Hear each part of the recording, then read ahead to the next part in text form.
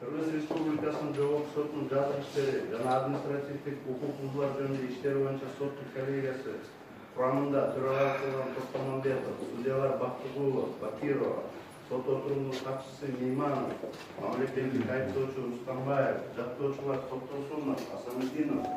Тосталиев, Базарбеков, Исаев, Акабаев, Райымкул, Уулу, Абдрахманованын катышуусу менен ачык соттук отурумда Жапаров жөнүндөгү Бишкек шаарынын 1-май райондук сотунун 2017 жылдын 2-августундагы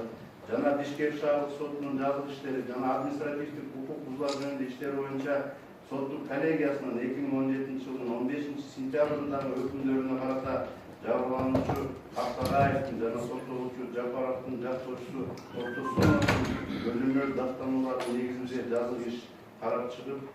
жогорудагылардын негизинде Кыргыз Республикасынын Жазык процессуалдык кодексинин 374,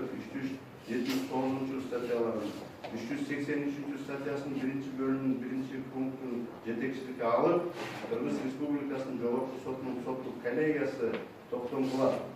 Жапаров Садыр Нуркожоевич жөнүндөгү Бишкек шаарынын 1-май райондук сотунун 2017 жылдын 2-августундагы жана Бишкек шаардык сотунун жазык иштери жана административдик укук бузуулар жөнүндө иштер боюнча соттук коллегиясынын 2017 жылдын 15-сентябрындагы өкүмдөрү күчүндө калтырылсын. Жабырлануучу Кактагаевдин көзөмөл даттануусу жана жактоочу Токтосуновдун көзөмөл даттануусу канааттандыруусуз калтырылсын.